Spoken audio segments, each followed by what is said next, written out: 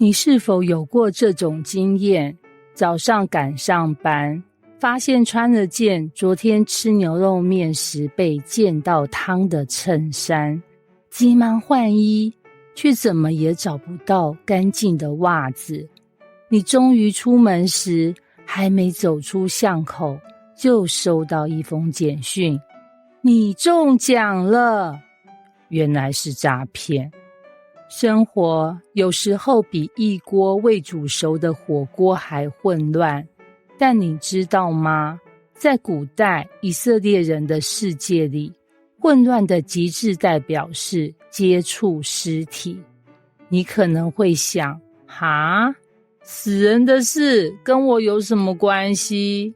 但民数记19章11到22节却告诉我们，接触死尸不只让人不洁，还会影响整个社群与神的同在。任何接触死人尸体的人，要被看为不洁7天，他必须在第3天与第7天，用红母牛的灰和活水制成的除污水洁净自己。若不照做，他就会被剪除，因为他玷污了耶和华的帐幕。此外，不止尸体会传染不洁，连在帐幕里接触骨头或坟墓也会。这不只是卫生条例，而是神用死亡提醒人，罪与死亡会隔绝人与神之间的关系。Leo 是一个有点洁癖的工程师，不是真的那种双手泡酒精的程度，但他会把手机擦得比脸还干净，洗手比吃饭还勤快。衣服只要沾到一点油就会当垃圾处理。朋友笑他，你是不是上辈子是洗衣店老板？但他不在乎，他就是觉得干净等于有安全感。有一天，他到一间老朋友推荐的老宅咖啡厅聚会，装潢很文青，但他一坐下来就觉得哪里怪怪的。桌面有些油渍，椅子有点摇晃，墙角还有灰尘，他差点拿出随身吸尘器，但他还是强忍着，因为大家都很开心。直到他不小心打翻了咖啡，为了清理，他进入店内的一间储藏室找纸巾，里面有一个老旧的木箱，他无意中打开，看见里面躺着一堆泛黄的布娃娃与一张照片。那是一张灵堂照片。Leo 整个人顿时后退2步，摔倒在椅子上。照片下写着，此处原为灵堂，谢绝参观，请勿触碰。Leo 吓得头皮发麻，开始怀疑刚刚是不是接触了什么不该碰的东西。他赶紧回到座位，脸色苍白。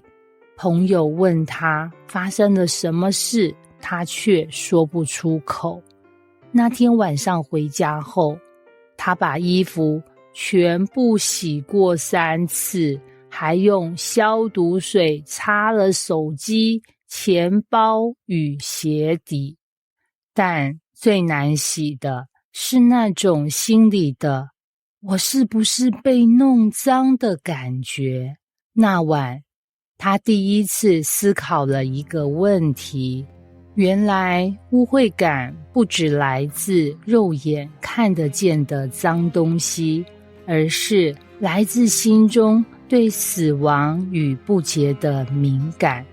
他突然理解，也许神不是要人恐惧死亡，而是提醒人我们与圣洁的神之间是需要洁净的桥梁的。接触尸体会让人不洁，不洁就无法亲近神。这在今天听起来很奇怪，但它其实揭示了一个永恒的真理：死亡是罪的结果，也是人与神之间的巨大鸿沟。我们每个人都会在某些时刻突然意识到自己不配、不洁，被罪影响得太深，但神没有丢下我们在污秽里挣扎，他亲自为我们预备了救赎的方式。他没有叫我们自己找灰水来洗净，而是派耶稣来为我们死，为我们洁净到底。所以当你觉得不够干净、不够好、不够圣洁时，不要逃，也不要硬撑。你只需要做一件事，靠近那位早已为你预备洁净之路的耶稣。与神的亲近需要洁净，而洁净需要恩典。